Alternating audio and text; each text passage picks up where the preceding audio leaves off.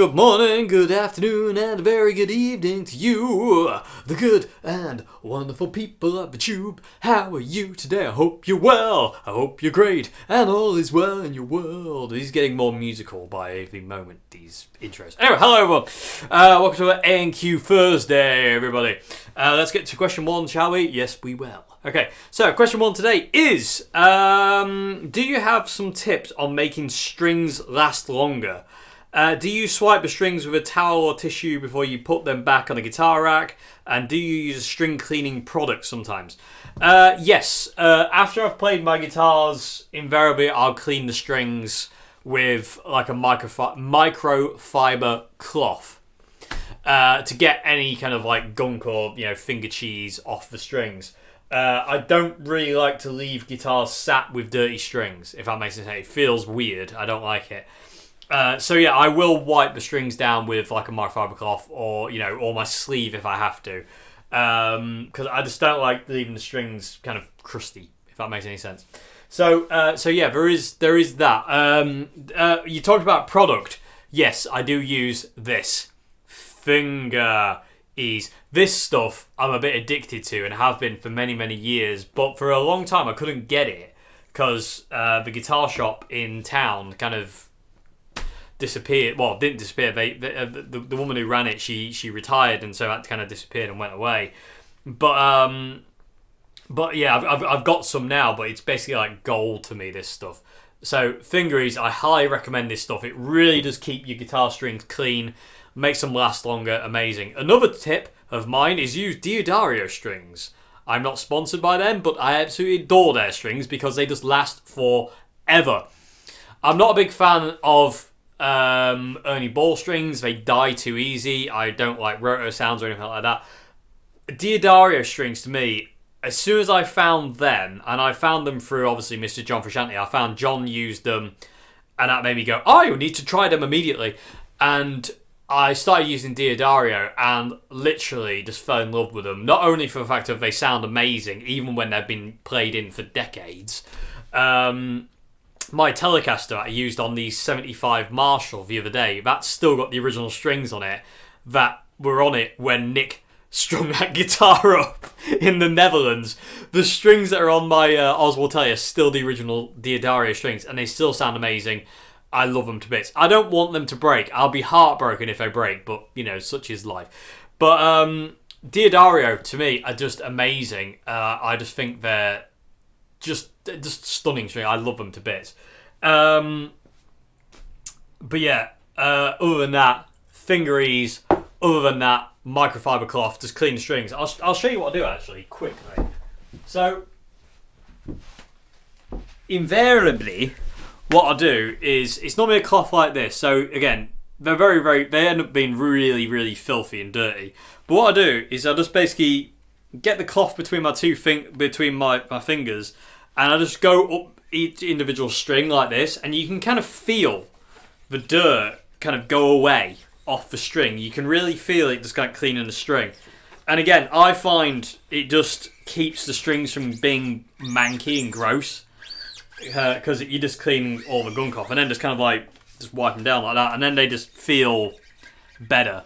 You can do it with it doesn't have to be a microfiber cloth. I find microfiber works better though because it gives them like a slicker feel, if that makes any sense. Even without the fingeries, they feel quite fast. If that makes any sense. But that's what I do. It's very easy, and again, most of the time I use fingeries, and what I do with that is I just basically spray it onto the cloth and then do exactly what you just saw me doing, and that's literally it. So yeah, that would be my tips. Just always wipe down the strings after you've used them. Just make sure they're not getting a build-up of like finger cheese or anything like that. Make sure they're all they're nice and clean, not dry and rusting. If they started to corrode, you want to change them out at that point. That's another reason I don't really like Ernie Ball strings. I find they corrode far too easy. For me, I don't know why. For me, I don't know why at all. But on a new guitar, which I'm going to show you soon, I've got Ernie Balls on that because that's all I could get hold of at this point in time. And they're already going black and gross, and they're a bit kind of like they burr up really easy, and I just don't like them. They look a bit gross. Anyway, but yeah, that's what I use. And again, this stuff, awesome, absolutely awesome. I could literally just use that all year round if I could afford to, but it's very expensive, unfortunately, and I can't afford to buy it all the time. So when I get it, really, it's alive. When I get this, it has to last. So there's barely anything left in this, but I'm still kind of keeping hold of it. You never know. So anyway, hope that's the question. I'm going to move on to question 2 now. People with a tube. Question 1. What do you do to keep your strings clean and not kind of like go, or last longer, if you will? What do you do to make your strings last longer? Let us know in the comment section below what you do. Okay, so moving on to final question of today. How did you develop your fast playing chops like the Buckethead Doppelganger video? So I'm going to read that again because I felt that was awful. Awful English, Dave. Do it again. Bad boy. Do it properly. Simpson. Do it properly. Stand up in front of a class, boy. Back up. Anyway. How did you develop your fast playing chops like in your Buckethead Doppelganger video? It was just learning Yngwie Malmsteen, to be honest with you. I started learning Yngwie 2 years into playing guitar. It was a friend of mine called James. He introduced me to Yngwie, and I just kind of like moved away from John Frusciante for a while and went to that. And I was learning like Far Beyond the Sun, Black Star, Guitar Trilogy Suite, Rising Force, stuff like that. And I was just learning those kind of like really fast runs, and I was trying to develop my speed, and that's just kind of like proceeded over the years. But it was just practice more than anything. Just finding certain runs and just practicing them. Like,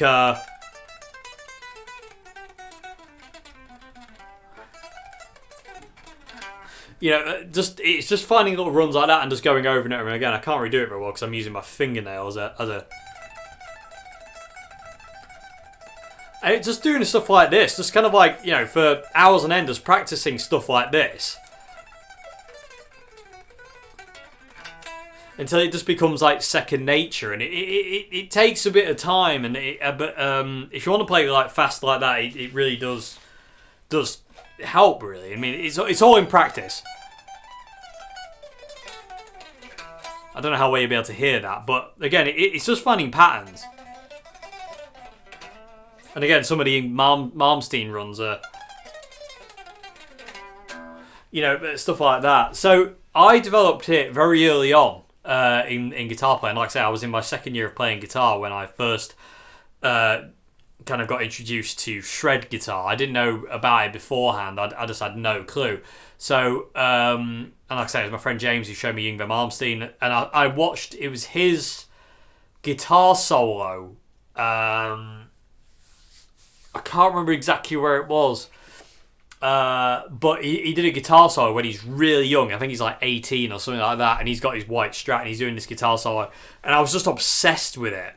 And I had a shred phase which drove my dad insane, and my shred phase lasted for about half a year or something like that, and then I found Jimi Hendrix, and through Jimi Hendrix got back more into John Frusciante, and then that was kind of it, really. I never really went back to the shred town again, apart from when I just wanted to be a bit silly, with speed, I just want to go, I go a bit crazy kind of thing. But yeah, I developed, I learned it very early on. And again, it's just practice and repetition, doing it over and over and over and over and over again. There is no quick route, there is no shortcut. You just have to put the hours in, basically. You have to really work at it and get there, and eventually it all falls in place, if that makes any sense. It really does. It just takes time. It really does just take time. But eventually, everything slots in place and away you go. It just takes time. But that's how I did it. It was just learning Yngwie Malmsteen songs, learning some of his runs, and then developing my own from scale shapes I knew. So, for instance, like one of the ones I came up with was this. So that one, which I would do in like a legato-y way. So I wouldn't pick every note. I'll just hit the string once. So A string, D string, G, B, and a high E, and kind of that kind of thing. So so I'd make up my own little fast runs and stuff like that. But it was all kind of like about getting these two hands to communicate, so I can play really. I can just like tremolo pick really fast with my right hand, and then this hand can kind of like follow and keep up. But yeah, it all came from Yngwie.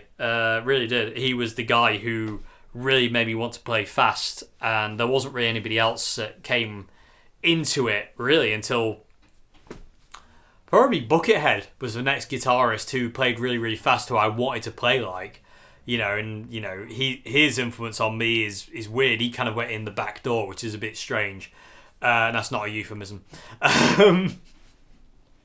Same as Dave Gilmour's influence on me. I never expected Dave Gilmour's influence to like, be as prominent as it kind of is, but it's definitely in there. Same with Buckethead. His influence on me is very, very strong and in there. But it just came from learning Yngwie, sitting down, practicing these scale runs, and just basically just practice. It really is just that. I really didn't do anything else other than that. I just sat down and just basically woodshedded it for hours and hours and hours and days and months. That's what I did basically, and eventually I could kind of like do it. And I still enjoy shredding. I really do enjoy it. Every now and again, I just want to pick up a guitar and just go mental on it and just go really, really fast for just because it's a good giggle. Sometimes, I don't like to do it all the time. In all fairness, I just find it's kind of like it's athletics on guitar, which it kind of bores me. I don't really get anything from it feel wise. It's good fun and it's a giggle, but I don't really get anything from it. But I do find it fun, and there are some times where maybe I'll post a video at some point soon where I'm just gonna sit down with a guitar and I'm just gonna shred on it. Just for the fun of it, because I do enjoy doing it sometimes. Sometimes I like to put backing tracks of like Soothsayer by Buckethead on, or For the Love of God by Steve Vai, or whatever, and basically just go nuts over it. I really enjoy it, and it's just, and in all fairness, it's really good for your technique as well, because it keeps your fingers going. It's a really good thing. I think it's a really good thing. And I like it as it's a challenge as well to play fast and the accuracy has to be there as well. So I really enjoy it for that reason. But other than that, I don't really get much feel from it. I find it quite hard to put feeling across with shred, and that kind of bothers me. That's why I kind of turned away from shredding. Is I find it hard to get across what I want to say with it. If that makes any sense, like it's really hard for me to say anything meaningful with shred. It doesn't really come across, I don't feel. Well, it doesn't to me anyway. I mean that's subject to people's what people hear or feel. But to me, I can't really feel it. It's just kind of one of those things where you just go. If that makes any sense, I don't know. Maybe it doesn't make any sense. I don't know.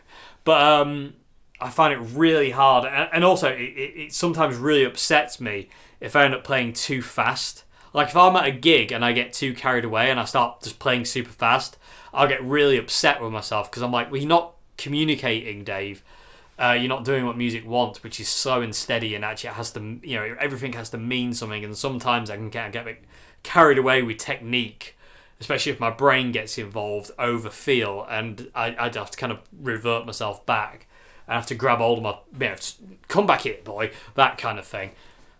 But yeah, I do enjoy it, and like I said, I developed it very early on, and again, it was just basically through Yngwie. It was all him really that made me kind of want to play super fast on a Stratocaster. And then once I found Jimi Hendrix, I went back to, I started going back to more kind of feel-based playing, but I was still kind of obsessed with technique. I was obsessed with my technique for years. Getting it the best it could be was paramount to me. Literally till about 2007, from about 2002. Well, maybe 2003. Yeah, 2003 to about 2007, I was obsessed with my technique. It had to be where it was. And after I came back from London, I didn't want to focus on that anymore. That kind of run its course for me. I wanted to focus more on becoming a feel-based player, which, to be honest with you, I get way more out of. And I love playing more like that, to be honest with you. Like, I do love the shreddy stuff, but every now and again, every now and again I want to do that. Most of the time I want to play slow, and I just want to express. I like today's intro jam. It really it took it out of me, to be honest with you. It was very, very kind of intense, felt intense, and I like that more than just kind of like shred. You know, I like to feel like I'm really pushing, you know, on that kind of thing. If that makes sense, like, you know, pushing me out of me. If that makes any sense, that probably doesn't make any sense at all. But it's really hard to say. Yeah, I just find it's a lot harder for me to play slow and with feeling than it is kind of like shreddy, you know, because you know, playing too fast it kind of like muddies the waters, where to play with feel all the time you really have to dig deep. You really have to dig. I like that, and it's a real nice challenge, and I like it because it pushes me to really dig deep in my guitar playing. Cause it's like, no, you can't just rely on playing fast and kind of like showy. It has to mean something. You know, that note that you bend, it has to have everything behind it. It has to have all your anger, your sadness, your passion, whatever. It has to have it all behind it, and it's just gonna go. And you got to kick it out there, and that to me is a real it's difficult to do, and I like the challenge. I really like the challenge, and it just makes me dig deeper. And again, that's what I want. I want that. You know, I want it to really challenge me and push me along in that way.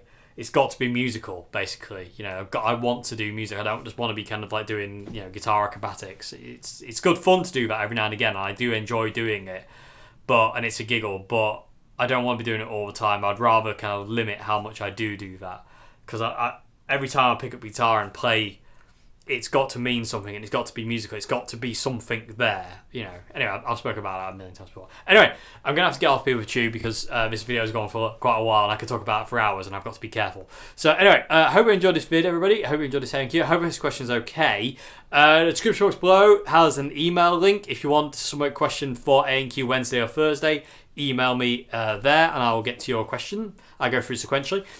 Also, there's a link to my Patreon. If you like what I do here, if you like this channel and you feel like you'd like to support it, please consider becoming a patron. It really, really helps me out. All my patrons on Patreon, thank you so much indeed. It really, really, really helped. Thank you so much. It means the world to me. It really does. Thank you so much for your support. I really couldn't do this without you. Like right now, I really couldn't do this without you right now. It's so important, your support to me. So yeah. Anyway, thank you very much indeed, everybody. I'll see you again. Have a great morning, afternoon, good evening, and yeah, shredding video coming soon, because it's a giggle. Why not? So thank you very much indeed for watching. Goodbye now. Thank you.